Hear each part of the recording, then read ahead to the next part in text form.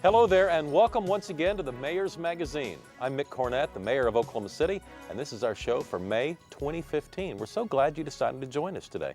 We have a great show, and we're going to start in this first segment by learning more about Allied Arts and all the events coming up. And with us, we have the President and CEO of Allied Arts, Deborah McAuliffe-Center. Deborah, welcome back to the Mayor's Magazine. Great to see you. And John Parsons, who's one of the co-chairs of this year's fundraising campaign. John, welcome back. Thank you, Mayor. And we'll mention Renzai Stone's name in absentia because Renzai is your co-chair but couldn't make it today. And so Deborah's filling in, and I'm more than sure that she'll do a really good job in Renzai's absence. Yes, she will. All right, so let's start first about just to tell people more about Allied Arts. Deborah, I know this is just such a basic question because it's the message of what you guys do has penetrated so heavily. But just in case there's somebody new to the show or hadn't heard about Allied Arts, what do they do? What's your purpose?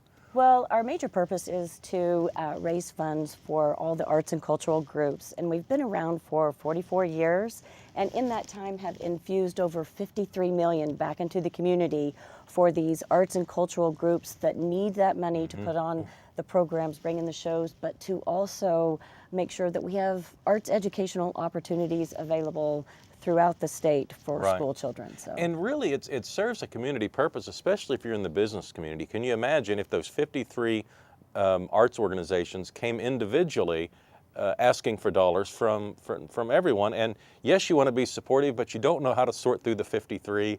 You don't know how to do the due diligence on how they're going to use your money. And Allied Arts kind of stands as an entry point with some due diligence involved to know that these are appropriate arts communities in our community that we want to encourage. And so sometimes I think that gets lost in the messaging, just what a service you're performing for those who might want to give. We do. We are that umbrella organization for so many arts and cultural groups. Last year we helped 43 arts and cultural groups with their various needs. And then we're also, we have acted as the American Red Cross of these groups when they were in trouble and needed help if they had fire or flood or whatever they may have encountered. We help them in those times as well. And John, it's a diverse group. So I mean, when you think of art, what one person thinks might not be completely different from what the person next to them is thinking. So give us kind of an idea of the diversity of the different groups that are supported from Allied Arts. It goes all the way from the National Cowboy Hall of Fame to the Oklahoma City Museum of Art to inner city dance organizations. It's just a wide spectrum that touches the interests of almost every citizen in Oklahoma City. Would standards like the symphony and the ballet, would all of those organizations be assumed to be in there too? That's exactly right. All of the big known organizations here locally are a part of the umbrella organization, but as well so many smaller organizations that do so much. So what's the game plan? How are you going to meet this year's goal?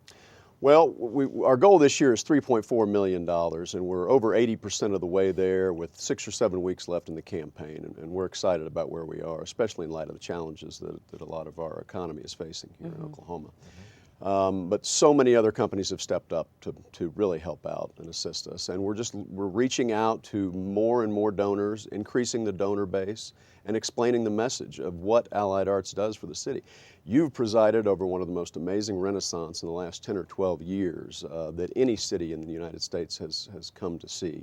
We've got cities like Louisville, Kentucky, and Tulsa, Oklahoma looking down and saying, well, how are you guys doing this? So much of that is through the arts and cultural enhancements that have gone on in the city, and that's exactly what Allied Arts does, is it brings art enhancements, the arts and cultural organizations throughout the city, which helps attract businesses, it helps attract more talented employees, it helps keep our talented employees right here in Oklahoma City. If we have a business owner watching who might want someone to come out and present to their employees, what should they do? Contact Allied Arts. And Allied Arts. Does that happen? That's just not some creation of my imagination, We do right? workplace campaigns because we believe that all of the employees in the companies that support us, the employees want to be a part of the bigger picture as well. And so we go in and we do very exciting, engaging, interactive, short presentations in the companies so that they can know what's going on in their in their city and be part of the cultural movement. And they can do it in so many ways. We believe everyone can help. If you think just the price of, a normal price of a Starbucks coffee would be $5. $5 can provide 10 music lessons for one underprivileged student. So if people could go without a Starbucks for one day, they could provide 10 music lessons at the Granville School of Music over at Oklahoma Opry. Yeah, and the $3.4 million goal this year, how has the budget grown through the years? Well, that is a great question. When I started with Allied Arts 14 years ago, we were at about $1 million campaign at that time, and now we're at 3.4 million is what we raised. And the correlation I use is that, you know, we all knew that we became big league in sports when the Thunder arrived. That kind of validated it. You could say when the Hornets arrived a couple of years earlier, but either point, that was some sort of validation. With the arts, there's never one day where you become big league, but it happened. I mean, sometime I've watched it here in the last 12 years or so, just to grab a number off the top of my head. I mean, the amount of arts and the value of the cultural renaissance here has been striking. Can't be overstated. It's so much easier to recruit employees now than it just was 10 or 12 years ago.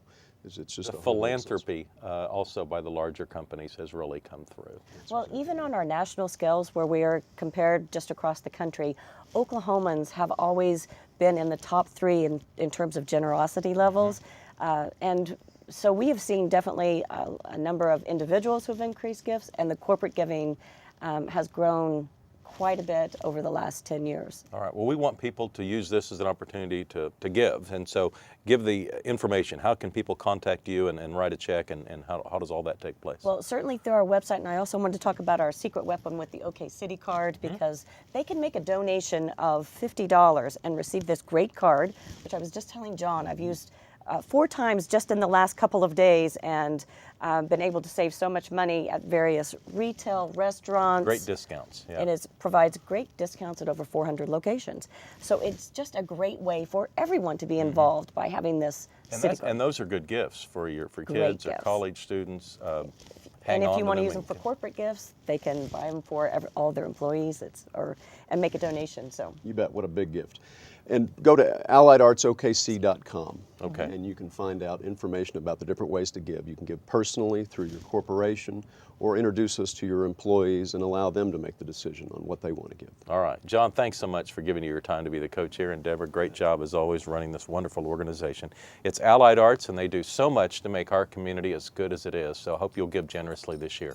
We'll have more on the Mayor's Magazine right after this.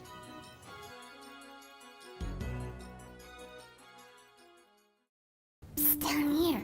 That dog has a thirsty look in his eye. Did you know that it's really not that hard to save water? Excuse me, spraying me on the street's like putting me down the drain. In the heat of the day, I disappear before I can help. So, water after bedtime?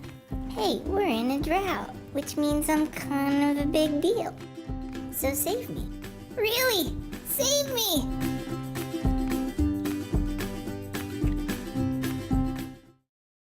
Welcome back to the Mayor's Magazine. In this segment, we'll visit with Tim Brassfield, who's the Executive Director of the Oklahoma City All Sports Association. In the month of May, Tim's a busy guy because he's getting ready for one of the top women's events in the world, and that's the College World Series. So thanks for coming by and spending some time with us. Absolutely, Mayor. Thanks for having us. Now let's kind of go over how this all started. I can remember when the Women's College World Series was kind of a big deal here, but really no one else in the country or around the world paid much attention. In fact, as I recall, wasn't it Norman at one time on some what would be today you wouldn't even want to play a church league softball game on some of these fields. We were holding the World Series there, and now it's advanced to a worldwide event that I think elevates Oklahoma City as it elevates the tournament. Absolutely, no question. My memory, or just looking at history that's in the office, in 1990, they had 12,000 people there for the entire event. All of the games. Event. As you know, we'll have 9+ for one game now. Every game, but yeah. It's sold out. Yeah, it's just amazing how it's grown over the years. I've been here 16 years, and my very first year here, it was 25,000 and change, and now it's over 75 every year. So it's a fun explosion. It's become an amazing kids and family event. Yeah. We kind of linked it to a kids softball tournament that comes into the city as well, that has over 3,000 teams that cycle in and out of our city. So when you link those together, all of them show up in the evening at the games out at the ASA Hall of Fame Stadium. So. And really it's become a three-way partnership. You know, at one time, it was kind of the city or the All Sports Association working on behalf of the city, dealing with the NCAA and the host schools. Yep. And then ESPN kind of saw, you know, this has some potential. Yeah. And boy, did it ever. Now it's prime time. And almost every year I will get some text or email from some friend in some far off place. And they'll say, you won't believe it, but I'm sitting in this bar or restaurant in some place thousands of miles from Oklahoma City, and everyone here is watching this softball game. And it was new to them. They weren't actually tucked in, but they were a friend of mine and wanted me to know that everybody was watching in this particular venue, you know, many, many miles from now. And it doesn't surprise me because I know what a captivating event this is. But let's talk about the tourism aspect of what this event brings to Oklahoma City. Yeah, and that's probably the greatest benefit, because as we know, once someone comes into our community for any event, they usually come back, or they often come back, and that's perhaps the greatest thing about the Women's College World Series. It's a $12 to $14 million economic impact event that happens yearly that we can count on, and so as far as tourism, like I said, once those people come in, our city has exploded so much in things to do that they just find something to do and they enjoy being here, and everybody benefits from an event like this. So, remember we went through a time when if OU or OSU were to advance, then the tournament would be exciting and sold out. And then at some point, Oklahoma made it, won a national championship in 2000, as I recall. And that was we took kind of but then when Oklahoma didn't make it, it didn't seem to matter at the gate. Yeah. Yeah, so take us through that, the explosive growth of this as not just a local event anymore. And it didn't really matter if a host team was playing or not. The crowds were there, and they obviously were coming from all over. Definitely not. I too remember in 2000 when OU won it, and the berms were still down the baselines, and people were sitting on grass. And somehow, I think they were fudged a little bit. Somehow we got 8,000 people in there that year. I don't think we knew how many people were in the stadium. So it wasn't long after that, in 2004, I believe, that we added the fixed seating, and it went to 5,000. And that's when we began to bring in the outfield bleachers and an additional 3,000. So you're right, it doesn't matter. The first time OU didn't show up, I thought, this will be interesting, but certainly it's people plan for their vacation. We are well ahead of last year's pace. We are essentially, I think we have 60 all-session tickets left for this year's event, which is pretty phenomenal.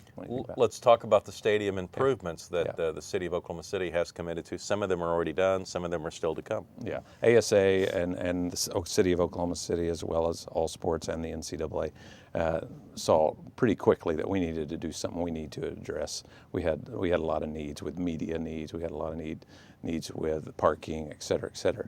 But first and foremost, they wanted to address the participant needs, the players. And so that's what we've done. We have new locker rooms that are complete this year, tunnels that exit out the back of the stadium so that the players do not have to mingle with the crowds. Not that they don't enjoy that, but it just, at that time, it's great exit point for them. We have new concession stands that will be completed. And then we also have a huge hospitality area that will help our NCAA committee have a place to land and to park, and then the media has also been addressed. So, as you know, it's a several phase deal. I think we're on phase 3, phase 4, and when we add 4,000 seats here in a couple of years and make it a 12,000 seat stadium is what we're all looking forward to. Well, I've talked a lot about the sold out events, but there are still opportunities for local people to attend, and I don't want them to be dissuaded not to. But some of the assets here is, if you want to be in the shade, there's places you can sit where you're in the shade. If you want to be in the sun, there's places you can sit where you're in the sun. And there's plenty of parking at this place, because Remington Park is right next door. Of course, the zoo and the Science Center of Oklahoma are close next by. So there is a lot of parking, especially if you don't mind walking just a few short blocks. Yeah, and thanks for mentioning that, because those tickets really are available. They're single session tickets. It's the all session that are available, 60 left. But what a just a view of partnering with people around one street and one area in the Adventure District. And the way Remington Park, we couldn't have grown the event without their help, without the Science Museum, without the Fire Museum, everybody out there, without the zoo. It just takes a village, so to speak. Yeah. It certainly takes an Adventure District, and that has been so helpful. So everyone needs to come out, and we'll continue to do well at this event, and hopefully one of our local teams will be there again. And excellent role models for young girls in our community. To Tremendous. see these young women at the highest level of their athletic participation. I urge you, if you have a young girl who's at an impressionable age, bring her out and let her get to meet some of these players, but get to watch them in action. It's an impressive thing. No question, and it's been fun to see that, as I said before, to grow into a family event, and people do bring their kids from all over. It's amazing. Texas brings so many people up every year, so we like getting their dollars. Of course we do. What are the dates for this year? That May 28th through June 3rd, and that June 3rd is the if game for the necessary championship. May 28th with a best of 3 championship series, and game 3 would be on June 3rd. That's correct. But it captivates us, that final days of May and the early days of June. So I hope you'll partake this year. And if you can't get out, watch it on ESPN. It's the Women's World Series, so well hosted by Tim Brassfield and the All Sports Association. Thanks, Tim. Thank you, Mayor. All right, more on the Mayor's Magazine after this. Doesn't that feel good? We'll keep those little buggies off you. Buying pesticides each year can add up. Bet you have leftovers. But I never know when I might need them. So many, something's gotta go. I know it's tough, But it's just not safe to store so many chemicals. Just take them to Oklahoma City's Household Hazardous Waste Collection Facility. They'll take care of everything. Hey, is that another bottle? Get more info at okc.gov. Welcome back to the Mayor's Magazine. In this segment, we're going to remind everyone what great golf courses we have available in the Oklahoma City area. And we brought out the head professional at Lincoln Park Golf Course, Steve Carson. Steve, thanks for coming out. Thank you for having me, Mayor. And there's a special reason that it's important to get out and see Lincoln Park this year, and that's because a brand new clubhouse has been constructed. So kind of take people through the timetable. It's been a couple of years in the process, and all of a sudden it opened in March, and now as people come out and play golf at Lincoln this spring, they're going to see an incredible new facility. Yes, we started actually the planning about 3.5 years ago now. And we went through the planning process, through demand studies, financial impact studies, and then started putting together a architectural plan, and now we have a new building. Yeah. So it's been a wonderful experience. Well, and the old buildings, served us well for what, 60 years or so? 50 years. About Over 50. Over I guess. 50 years. Yeah, yes. over 50 years. But this building, brings everything up to date, and I think it's going to just make it a much more enjoyable place to visit.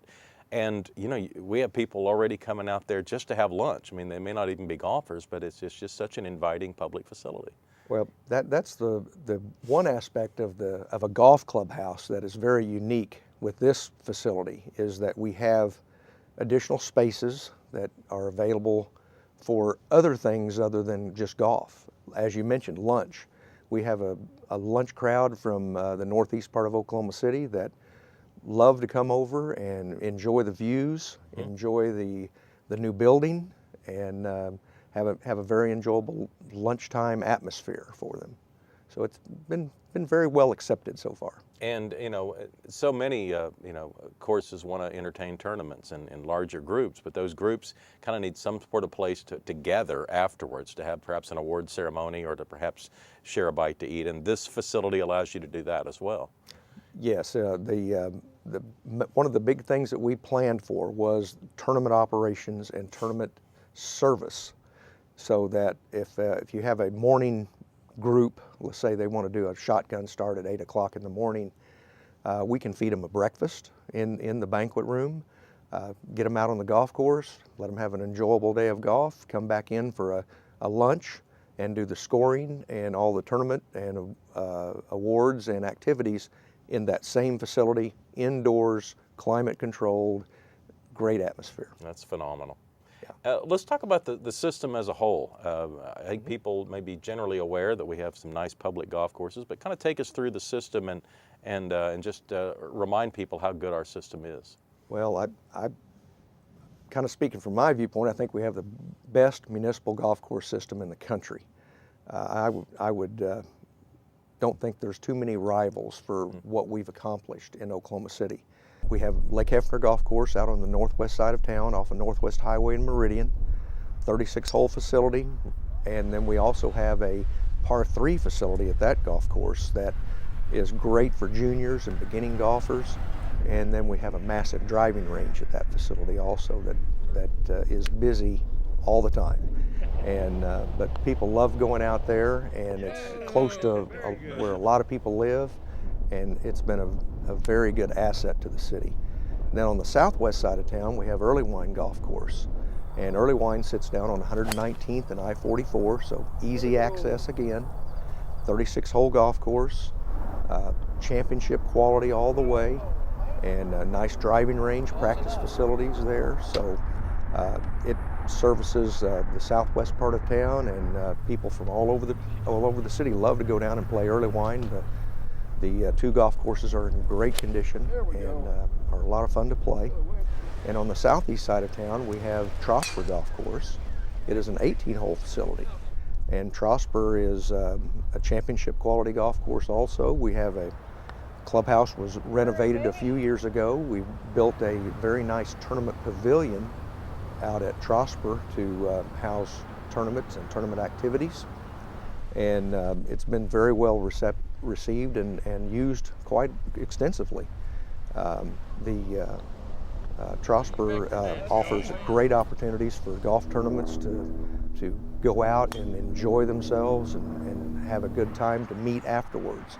It is the only facility we have that has an outdoor pavilion like that. Mm-hmm. So it's a little unique in that offers a service that even I can't offer as far as something like that.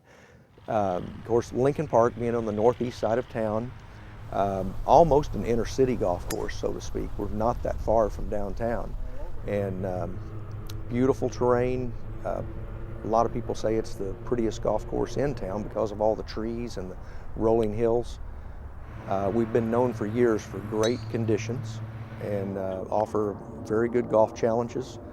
And with this new clubhouse, it just gives you everything you would want to have when you host if you're hosting an event, doing a fundraiser, all types of golf activities can be accommodated. We have driving range, practice facilities also. So it's a very good system. We also have a 9-hole golf course next to downtown, the James E. Stewart Golf Course, which is a great golf course for a quick nine holes of golf. I was out there practicing yesterday, as a matter of fact. Absolutely. I love the James Stewart course for practicing. And it's in good condition, good fun golf course to play, challenging greens,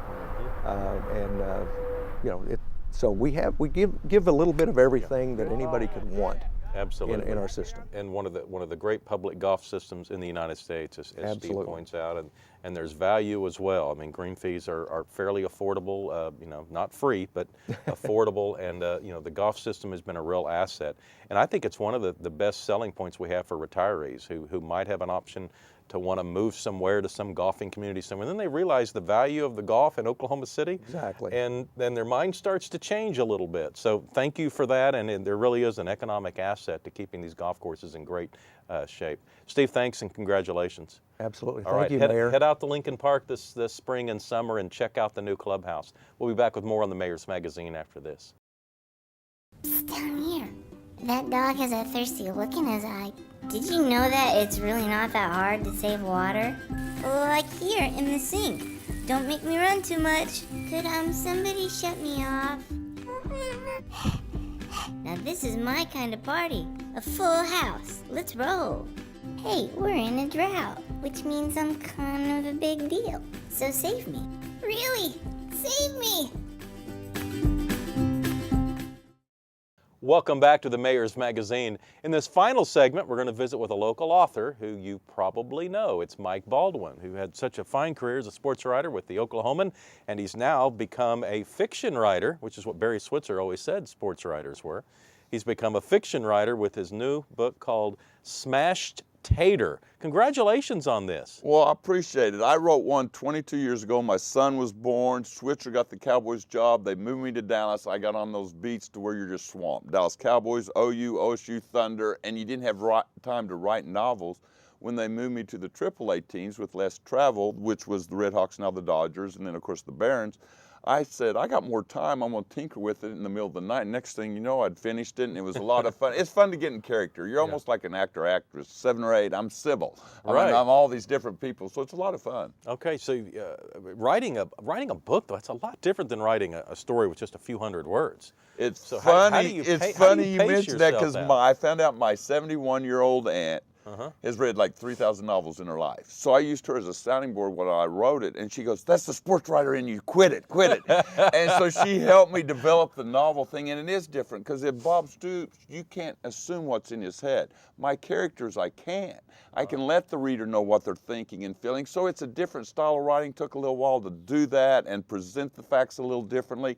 But that's what makes it fun too. I've dealt with facts so long, it's fun to deal with fiction. Okay, so I don't want to give away much of the story, so I'm going to let you tell us. What's this book about? Give us your 30-second elevator pitch on the plot. It's basically a 26-year-old big Paul Bunyan type guy from Burlington, Kansas farm. He ends up being like the 7th pick of the draft. 2 years he's in the majors. He plays for the San Jose Piranhas. They play teams like the Red Sox, Yankees, Royals.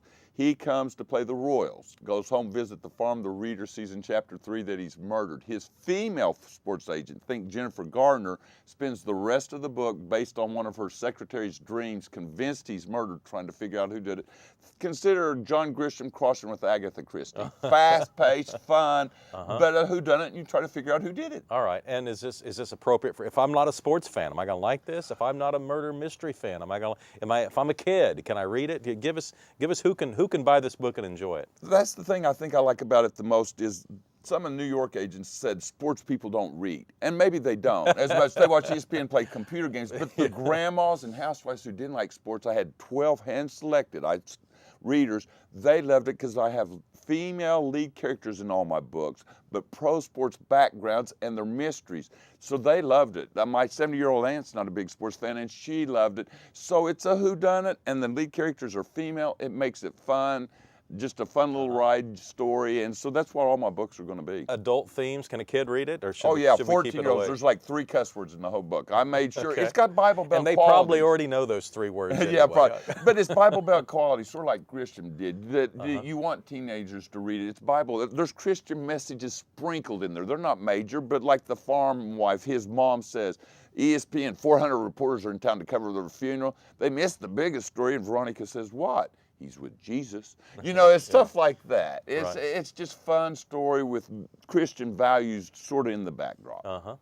Well, this is exciting. And so you've already decided to start working on sequels? Yeah, I'm already like a third of the way through the sequel on this, and then the third one's going to be an NFL owner wins the Super Bowl, and 2 weeks later, him and his security guard get murdered, and his second wife teams up with the security guard's nephew from Watts. And she's thinking about running for governor of California. And so I'm going to have a lot of fun with different, maybe one friend said PGA Tour, have somebody on that. I can do hockey, I can do NBA, I can get all the sports. It's just new characters, new plots, new who did it. Yeah, that's great. Well, and how can people buy this book? It's $4.99. Your first guest, Allard Arts. I don't want to steal that $4.99 Starbucks because that's a good cause. But for $4.99, you can go to Amazon, Barnes & Noble, iTunes, or my website, MikeBaldwinBooks.com, and you can get there in 30 seconds. $4.99. It's not a huge investment. That'll download it to your personal device. It'll or take a hard you copy? straight to no. It's an ebook. You either got to have Kindle, your home computer, your phone, however you use. It's the ebook era, and so I'm trying to get out there quicker by going ebook instead of